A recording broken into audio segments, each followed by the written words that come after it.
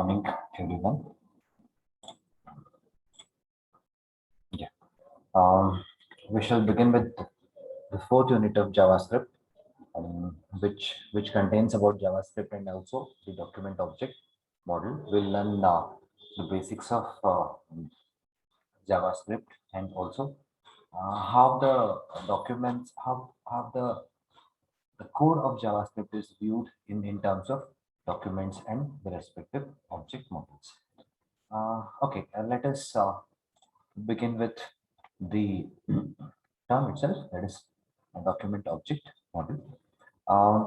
Now here in this case, what we are supposed to learn is the definition of a document object model and also how does a document object model is useful as far as our JavaScript is concerned.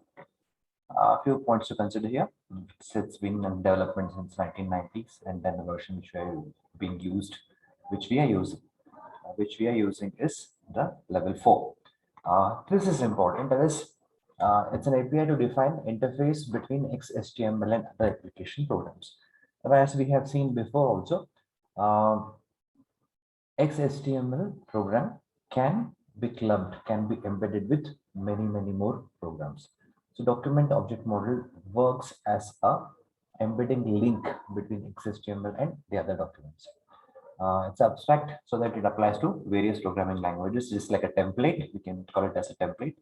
Each language binds to this API using a interface. So we have got different interfaces, but primarily we're going to link this with reference to the JavaScript and XHTML.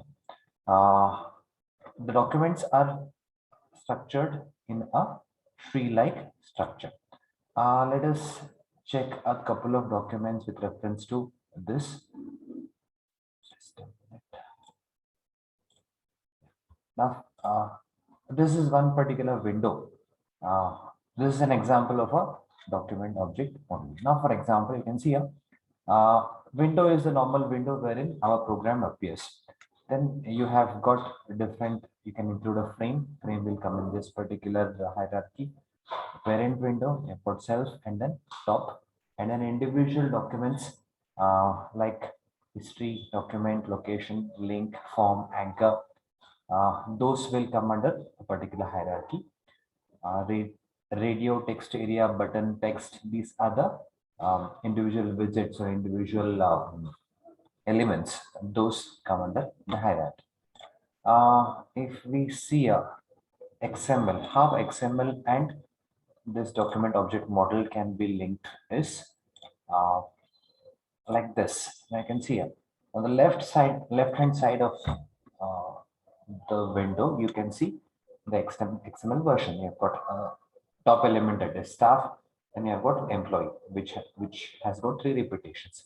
The same thing is represented in document object model view like this. So top element is staff, you have got employee, and then first name, last name, and so on. You can include all the other tags which you have. So this diagram easily demonstrates, can be easily understood from this particular diagram, that how a XML file can be represented using a document object model. Now, as you can see, the XML declaration is the basic declaration that doesn't reflect in the document object model. Okay, this is the structure of a typical document object model. You can see document and then the root element. Now, the document dot get element by ID, what we use in our programming languages, it pertains to the same thing. Document, and then we have got root element. Then we have got head, body, title, other tags like hypertext reference, anchor tag, then header, headings, and all those things can be used over there. So any HTML code or any XML code can be represented in the document object model. So it is easy to understand for a newcomer or another programmer with whom you are sharing the program. It's easier for them to understand this particular document object model. So any HTML or XHTML document or a XML document can be represented in a tree structure. and that particular structure is called as the document object model. So your elements can be referenced here and they can be linked there. So how do you access the elements? Now, the elements in its HTML have the corresponding object that are visible to the embedded JavaScript. Check out this particular thing. Normal code snippet, HTML tag, head tag, type. Then you have got a body and then include a form. Name of the form is my form. And then include a button. Name of the form is my form. Name of the button is B1. Now how this can be accessed. We have seen this in practical examples. Now theoretically, variable document object model is equal to where this particular document is defined, name of the form and name of the button. Reverse way, if you come, it can be something like this. Name of the button which you have included. This is the name of the button. Then you have got name of the form and the document name. So this is the name of the form. Document is the current document where the form is defined. Now, sometimes what happens is there are alternate ways also to obtain the value. So get element by ID is one particular property using which we can find out. Now, this example we have seen document dot get element by ID and then pass the name of the object which you want to access. So that particular object's value will be stored in document object model. So either you can specify using document.my document.form name dot the object name, or you can say document dot get element by ID and then the object name can be passed as the parameter. Okay, so how do you access the elements? One small code snippet we have taken. So check this particular code first. The other parts are to be assumed here. For example, the HTML part, head part, and body part. This particular code will appear inside the body tag. So form, name of the form, ID is equal to vehicle group, input, one checkbox, vehicles, vehicles, vehicles. Now all the checkboxes are grouped together, so that's why their names, name attribute values are same. So 1, 2, 3 checkboxes. And then you have got car, truck, and bike. Now how do you access this? Declare a variable, numchecked is equal to 0, and then variable document object model document dot get element by ID and then vehicle group is the name of the form ID which we have specified. For index is equal to 0, index is less than that. The same thing can be used with reference to this vehicles dot length document object model dot vehicles dot length index plus plus, and then we can just check out perform the tasks which can be specified. So here what we are doing is get element by ID is called with reference to document, and we are passing the form ID over there. And in the form loop, we are passing the name of the vehicle as properties dot length.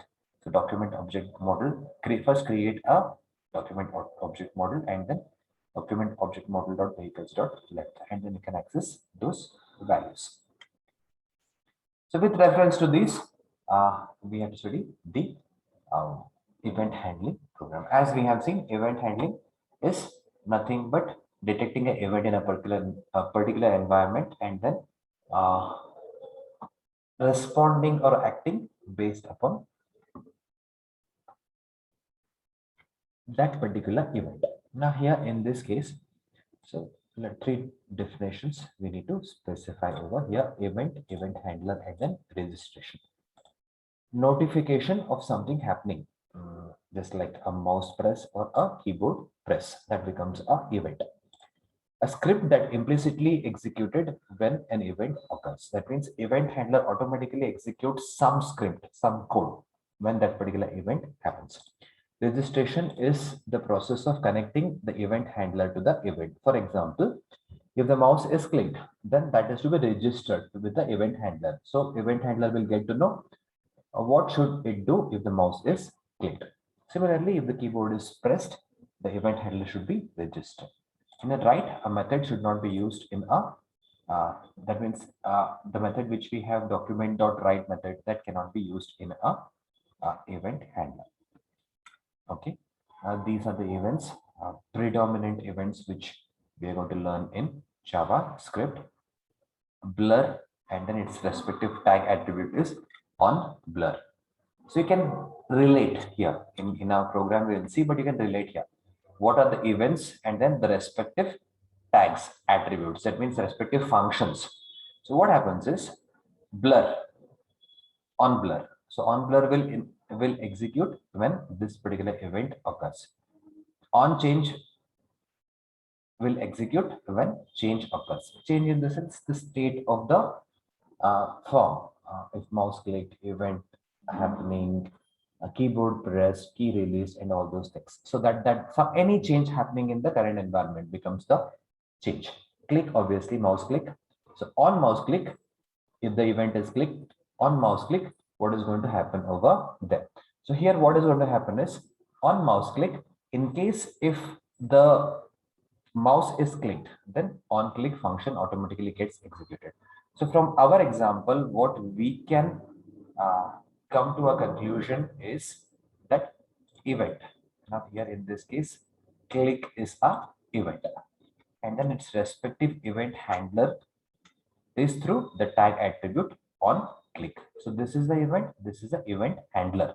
So when the event handler happens, when the event happens, the event handler automatically calls a script or a function. We can specify on click is equal to call a function. Similarly, db click. Then you have got focus, key down, key press, key up. Load is when the form is loaded. On load, mouse down, mouse move, mouse out, mouse over, mouse up. Now all these functions. Now suppose if this is our current working area, then you have got, if I click here, mouse down, click and release, mouse out. If this is mouse out, this is mouse move inside this. Then if I hover this or around this one, then mouse over. Then if the click mouse is released, then the click button of the mouse is released, then it is mouse over. A mouse up is there, then you have got reset. When all the contents of the form are reset, then reset function is on reset function will be got. Select, submit, and then download. We already have seen click and submit. Similarly, other functions, let us see in the subsequent examples. So here, now this is a continued part. Now, for example, event on blur, blur event on blur. So where all these can be used on blur event attribute for the anchor tag, button, input, text area, and select. Now the link will be focused. On change, what is the event for this one? Change is the event for this one. On change, input, text area, and select. For these tags, we can use on change function. On click for the anchor tag and then the input. On db click for mouse elements for the double click. Whenever the mouse is clicked double, then the event is here. You can see here. On db click event will be there here. The dbl click on dbl click, and then the same event on dbl click most elements. So it applies to almost all elements. Focus event and then its event handler is the attribute with name on focus for anchor tag, input, text area, and select.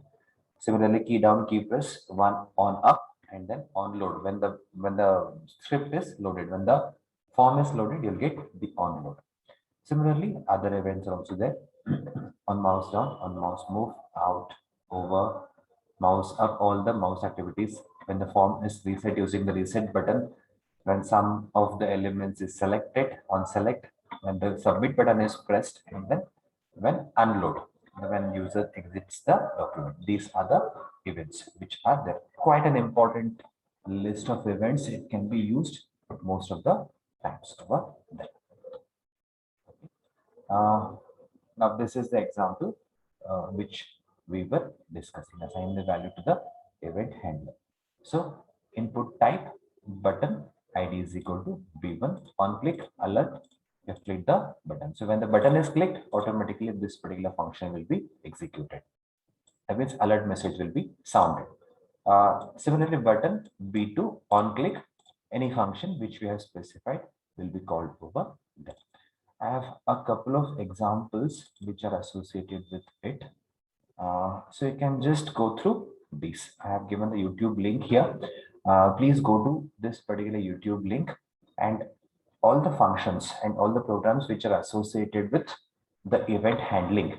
The event handling with reference to the body elements, event handling with reference to the button elements, and then event handling with reference to the text box. Those I have explained over